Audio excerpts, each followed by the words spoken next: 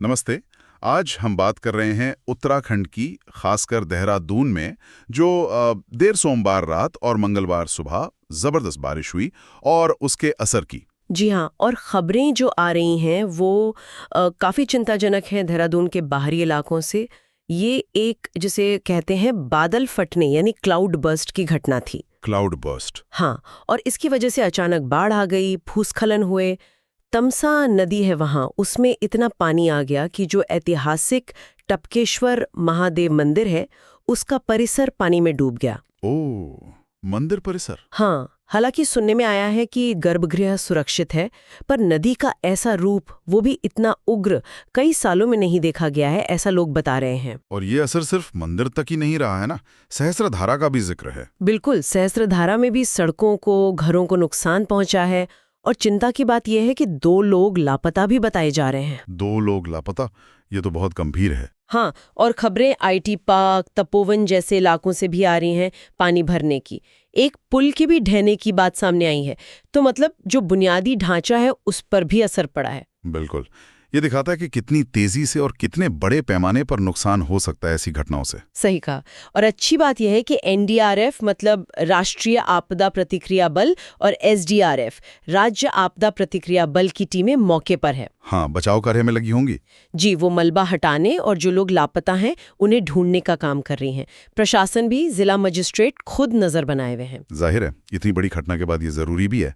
स्कूलों में भी छुट्टी कर दी गई है, मैंने पढ़ा।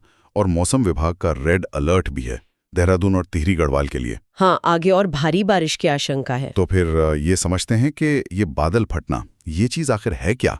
हम सुनते तो बहुत हैं ये शब्द, खासकर जब पहाड़ों में तबाही होती है। हाँ, ये सवाल बहुत अहम है।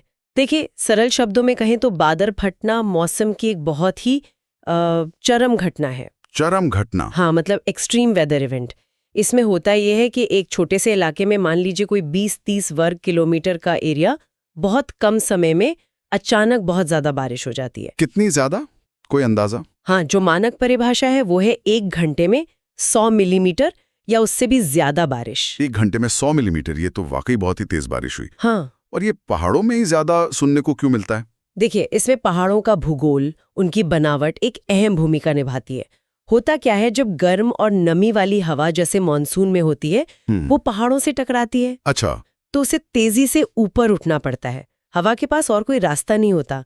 इसे ओरोग्राफिक लिफ्टिंग कहते हैं। ओरोग्राफिक लिफ्टिंग, ठीक है। हवा ऊपर उठी, फिर? अब जैसे जैसे हवा ऊपर जाती है वो ठंडी होती जाती है। हाँ। और ठंडी हवा ज्यादा नमी नहीं रोक सकती, तो वो नमी पानी की बूंदों में बदल जाती है, मतलब बादल बन जाते हैं। हाँ, बादल तो बनते ही हैं।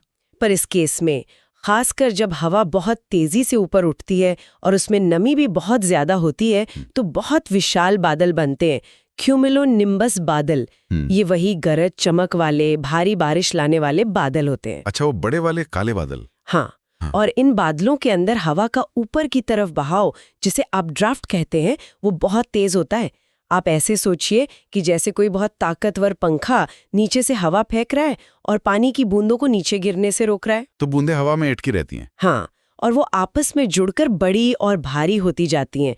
बहुत सारा पानी बादल में जमा हो जाता है और फिर अचानक सब एक साथ नीचे। बिल्कुल, जब ये ऊपर का बहाव या अपड्राफ्ट कमजोर पड़ता है या बादल इतना भारी हो जाता है कि वो पानी को रोक नहीं पाता, तो वो सारा जमा हुआ पानी अचानक एक साथ मूसलाधार बारिश की शक्ल में नीचे गिर पड़ता है। इसी को बादल फटना कहते हैं। हाँ, इसी को कहते हैं। इसके लिए, जैसा मैंने कहा, नमी भरपूर चाहिए जो मानसून में होती है, और वायुमंडलीय अस्थिरता भी जरूरी है। मतलब जमीन और ऊपरी हवा के तापमान में काफी अंतर होना चाहिए। और पहाड़ी ढलान इसमें क्या भूमिका निभाते हैं? पहाड़ी ढलान उस गिरे हुए पानी को बहुत तेजी से नीचे की तरफ बहा ले जाते हैं। इससे अचानक बाढ़ और भूस्खलन का खतरा कई गुना बढ़ जाता है। मैदानी इलाकों के मुकाबले पहाड़ों में पानी को फैलने की जगह कम मिलती है, वो सीधा घाटियों में तेजी से बहता है। समझ गया। तो ये भूगोल और मौसम की मिलीजुली स्थितियां हैं जो इतनी तबाही ला सकती हैं। और जैसा आपने कहा, यह देहरादून की घटना कोई अकेली नहीं है। नहीं, बिल्कुल नहीं। पिछले 24 घंटों में पूरे उत्तराखंड से भूस्खलन और बाढ़ की कई खबरें आई हैं। ऋषिकेश में चंद्रभागा नदी में गाड़ियां फंसने की भी खबर थी। हाँ, मैंने भी सुना। और पिछले महीने अगस्त में उत्तरकाशी में भी तो बादल फटा था। और अभी हाल में जम्मू कश्मीर के रियासी में भी ऐसी घटना हुई। सही, ये घटनाएं लगातार हो रही हैं और ये हमें सोचने पर मजबूर करती हैं कि क्या इनकी फ्रीक्वेंसी, मतलब ये कितनी बार हो रही हैं, क्या ये बढ़ रही हैं? ये एक महत्वपूर्ण सवाल है।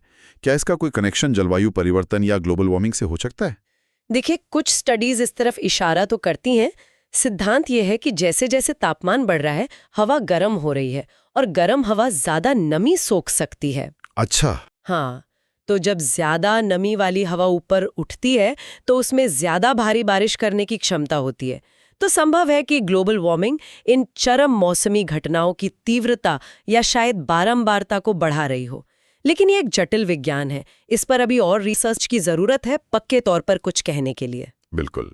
तो अगर हम आज की चर्चा को समेटें तो हमने देखा कि देहरादून में बादल फटने से किस तरह के हालात बने, टपकेश्वर मंदिर में पानी घुस गया, भूस्खलन हुए, लोग लापता हैं और सामान्य जीवन अस्त-व्यस्त हो गया।